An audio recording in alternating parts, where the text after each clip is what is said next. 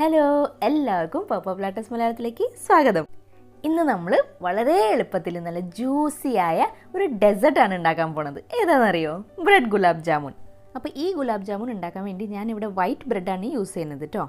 ഒരു 8 സ്ലൈസ് എടുത്തിട്ടുണ്ട്. ഈ 8 സ്ലൈസ് വെച്ച് നമുക്കൊരു 6-8 ഗുലാബ് ജാമുൻ ഉണ്ടാക്കിയെടുക്കാം.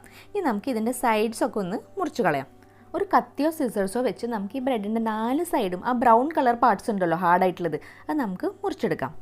ഈ ബ്രൗൺ പാർട്സ് ഉണ്ടല്ലോ, അത് നമുക്ക് കളയണ്ട കേട്ടോ. അത് നമുക്ക് കട്ട്ലേറ്റൊക്കെ ഉണ്ടാക്കുമ്പോൾ പൊടിച്ചിട്ട് കട്ട്ലേറ്റിൻ്റെ കവറിങ് ആയിട്ട് യൂസ് ചെയ്യാം. ബ്രെഡ് ക്രംസ് ഒരു ഡബ്ബയിൽ ഇട്ട് വെച്ച് ഫ്രിഡ്ജിൽ സൂക്ഷിച്ചാൽ മതി. അപ്പോൾ കുറേ നാളത്തേക്ക് അത് കേടാവാണ്ടിരിക്കും. ഇനി ഈ സൈഡൊക്കെ കളഞ്ഞ ബ്രെഡിനെ നമുക്ക് കൈകൊണ്ട് തന്നെ ഒന്ന് ചെറിയ ചെറിയ കഷ്ണങ്ങളാക്കിയിട്ട് മിക്സിയിലിട്ട് പൊടിച്ചെടുക്കാം. അപ്പോൾ ഇത് നോക്കിയേ, പറ്റാവുന്നത്ര നല്ല ഫൈനായിട്ടുള്ള പൗഡറാക്കി എടുത്തിട്ടുണ്ട്. ഇനി ഈ ഗുലാബ് ജാമുൻ ഉണ്ടാക്കുന്നതിന് മുമ്പ് നമുക്ക് അതിനുള്ള ഷുഗർ സിറപ്പ് ഉണ്ടാക്കിയെടുക്കാം.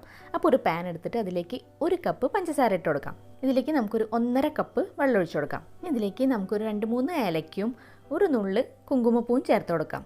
ഇത് ഓപ്ഷണൽ ആട്ടോ, നിങ്ങൾക്ക് ഇഷ്ടമുണ്ടെങ്കിൽ മാത്രം ഇട്ടാൽ മതി. ഈ കുങ്കുമപ്പൂ ഇടുമ്പോൾ ഉണ്ടല്ലോ, നമ്മൾ ഷുഗർ സിറപ്പിന് നല്ലൊരു ഗോൾഡൻ കളർ കിട്ടും. അത് കാണാൻ തന്നെ നല്ല ഭംഗിയാണ്. ഇനി ഈ ഷുഗർ സിറപ്പ് നമുക്കൊന്ന് നന്നായിട്ട് തിളപ്പിച്ചെടുക്കാം. ഇനി ഈ ഷുഗർ സിറപ്പിന് നമുക്ക് ഒരുപാട് അങ്ങോട്ട് കട്ടിയാക്കേണ്ട ആവശ്യമില്ല കേട്ടോ. ചില സ്വീറ്റ്സിനൊക്കെ നമ്മൾ 1 സ്ട്രിങ് കൺസിസ്റ്റൻസി ആക്കൂലേ, അതിൻ്റെ ആവശ്യമില്ല കേട്ടോ. ഇതിൽ കട്ടിയുള്ള ഷുഗർ സിറപ്പ് ആകുമ്പോൾ ഉണ്ടല്ലോ, നമ്മൾ ഗുലാബ് ജാമുനെ അത് സോക്ക് ചെയ്തെടുക്കാൻ ഭയങ്കര ബുദ്ധിമുട്ടാവും. അതുകൊണ്ട് 1 സ്ട്രിങ് ആവണേ മുമ്പ് തന്നെ നമുക്കിതിനെ ഓഫ് ചെയ്തെടുക്കാം. ഒരു കയ്യിൽ നമ്മളൊന്ന് ടെസ്റ്റ് ചെയ്ത് നോക്കിയാൽ മതി. ഇങ്ങനെ കയ്യിൽ ഒരു എന്താ പറയുക, ഒട്ടൽ പോലെ ഉണ്ടാവും, ഒരു ഓയിലിനെസ് ഫീലിംഗ് ഉണ്ടാവും.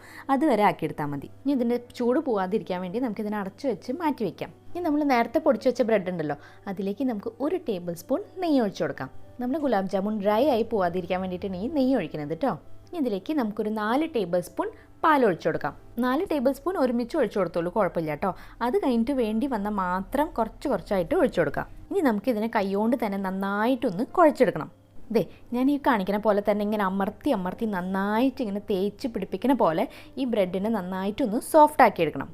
ഒരു 3-4 മിനിറ്റ് ഇങ്ങനെ കുഴച്ചെടുത്താൽ നമ്മളെ ഗുലാബ് ജാമുൻ നല്ല സോഫ്റ്റായി കിട്ടും. കയ്യിൽ ഒട്ടി പിടിക്കണമെങ്കിൽ കുറച്ച് നെയ്യ് പറ്റിയിട്ട് കുഴച്ചെടുക്കാം. ഇനി മാവിനെ കുഴച്ച് കഴിഞ്ഞിട്ട് നമുക്ക് ഇതിനൊരു ബോൾ പരുവത്തിലാക്കിയെടുക്കാം. ഇനി പാലിൻ്റെ അളവ് കൂടിപ്പോയി തോന്നുകയാണെങ്കിൽ 1-2 ബ്രെഡ് പൊടിച്ചിട്ട് ഇതിലേക്ക് ചേർത്ത് കൊടുത്താൽ മതി. ഇനി നമുക്ക് ഇതിൽ നിന്ന് ഒരേ സൈസിൻ്റെ നമുക്ക് ബോളുകളാക്കിയെടുക്കാം. നമ്മളിങ്ങനെ ബോളുകളാക്കുമ്പോൾ ഇതിലൊട്ടും ക്രാക്ക് വീഴാതെ നോക്കണം കേട്ടോ. അപ്പോഴാണ് നമ്മൾ ഫ്രൈ ചെയ്ത് വരുമ്പോൾ നമ്മൾ ഗുലാബ് ജാമുനെ കാണാൻ നല്ലൊരു ഭംഗി ഉണ്ടാവുള്ളൂ. അപ്പോൾ അതെ, നമ്മുടെ ഗുലാബ് ജാമുൻ നല്ല ബോൾസൊക്കെ റെഡി ആയിട്ടുണ്ട്. ഇതിനേക്കാളും കുറച്ചുകൂടി ഒന്ന് ചെറുതായിട്ട് ഉരുട്ടാട്ടോ. അപ്പോൾ 8 ബ്രെഡ് വെച്ച് 8 ഗുലാബ് ജാമുൻ കിട്ടും. ഇനി ഈ ബോൾസിനെ നമുക്കൊന്ന് ഫ്രൈ ചെയ്തെടുക്കാം കേട്ടോ. ഒരു മീഡിയം ഫ്ലെയിമിൽ വെച്ച് ഫ്രൈ ചെയ്യാം.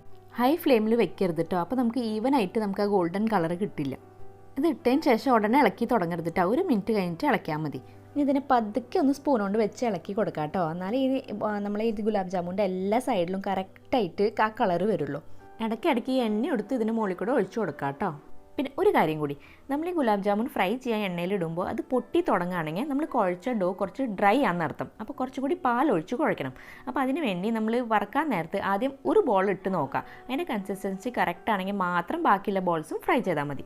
കുറച്ചുകൂടി നേരം ഫ്രൈ ചെയ്തപ്പോൾ നമ്മൾ ഗുലാബ് ജാമുൻ നല്ലൊരു ഗോൾഡൻ ബ്രൗൺ കളർ കിട്ടിയിട്ടുണ്ട്.